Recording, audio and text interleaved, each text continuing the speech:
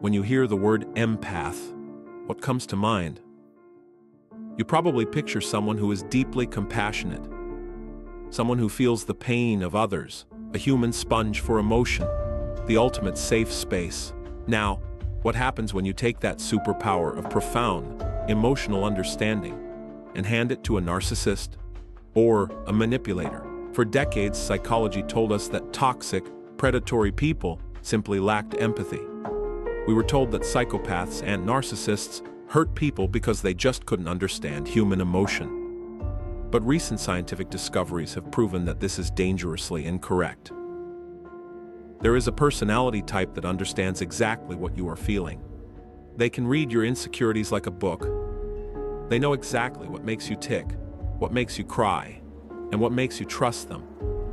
But instead of using that empathy to comfort you, they use it to control you. Welcome back to the Midnight Mindset. Tonight we are dissecting a newly categorized, highly deceptive, and profoundly dangerous psychological profile, the Dark Empath. And by the end of this video, you might realize you already know one. To understand the Dark Empath, we first have to look at the Dark Triad. In psychology, the Dark Triad refers to three socially destructive personality traits. First, narcissism, a grandiose sense of self, extreme entitlement, and a constant need for admiration. Second, Machiavellianism, the strategic, calculating manipulation of others for personal gain. And third, psychopathy, impulsivity, callousness, and a severe lack of remorse. For a long time, the clinical consensus was simple. If you scored high on the Dark Triad, you scored at the very bottom for empathy. You were cold. But in 2021, researchers from Nottingham Trent University conducted a massive study, testing over 1,000 people for both dark traits and empathy. What they found shattered the old rule book. They discovered a group of people who scored remarkably high in Dark Triad traits, meaning they were manipulative, selfish, and antagonistic.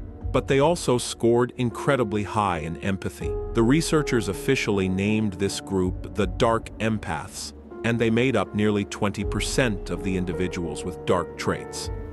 So how is it possible to be highly empathetic and highly toxic at the same time? The answer lies in the biological difference between the two types of empathy. Psychology divides empathy into two main categories: affective empathy and cognitive empathy. Affective empathy is the emotional kind. If your friend is crying because they lost their dog, your chest hurts. You genuinely feel their sorrow. You share the emotional burden. Cognitive empathy is entirely different. It is an intellectual understanding of emotion. It is the ability to look at someone, analyze their body language, listen to their tone of voice, and perfectly deduce that person is sad. You understand the emotion, but you do not feel it. Here is the terrifying reality of the Dark Empath. They possess extraordinarily high cognitive empathy, paired with extremely selective, or entirely absent, affective empathy. They are mind readers. They can step into your shoes, look through your eyes, and perfectly map out your psychological landscape. But because they don't actually feel your pain, they aren't burdened by compassion. Their empathy isn't a bridge to connect with you. It is a reconnaissance mission. They are gathering intelligence. Because they are so good at reading people, interacting with a Dark Empath feels incredibly validating at first. They operate in three distinct phases. Phase 1 is the deep connection. When you meet them, they will seem like the most attentive, understanding person you have ever encountered. They will ask the right questions. They will mirror your values. They are intellectually assembling a blueprint of your weaknesses, your loyalties, and your past traumas.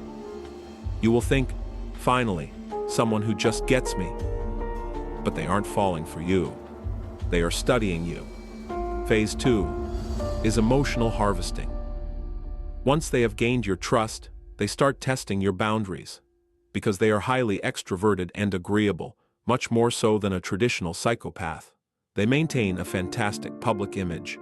They are the charming coworker, the attentive partner, the neighbor who always has time to chat. But behind closed doors, They are cataloging your triggers. Phase 3 is empathic exploitation. This is where the trap snaps shut. When a traditional narcissist gets angry, they might yell or throw a tantrum. It's obvious and sloppy. When a dark empath wants to control you, they do it with surgical precision. They know exactly which of your insecurities to press to make you doubt your own reality.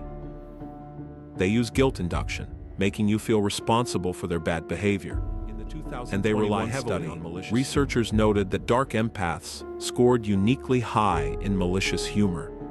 They will make a joke that specifically targets your deepest insecurity, the one you confess to them in confidence. And if you get upset, they will use their charm to say, "You're being too sensitive. I was just trying to lighten the mood." They emotionally wound you, and then play the victim when you bleed. You might be wondering, if they are so toxic, why do people stay with them? This is exactly what makes the dark empath the most dangerous personality type. A traditional cold psychopath is eventually easy to spot. Their mask slips. They burn bridges. But the dark empath can regulate their behavior. They know exactly how far they can push you before you break. And they know exactly what apology you need to hear to pull you back in. They offer intermittent reinforcement. They give you just enough genuine understanding to make you question your own judgment. You end up in a perpetual state of cognitive dissonance, telling yourself, "They can't be a bad person. Look at how well they comforted me last month." They don't destroy you quickly. They create an environment of isolation where you rely entirely on their perception of reality. They are what clinical psychologists sometimes refer to as successful psychopaths. They climb the corporate ladder, they run social circles, and they rarely face consequences because they are just so damn likable. So, how do you protect your peace against someone who knows your mind as well as you do? First, stop paying attention to how well they listen, and start paying attention to what they do with the information. A safe person uses your vulnerabilities to protect you.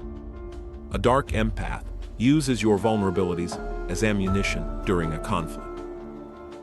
Second, watch how they handle boundaries.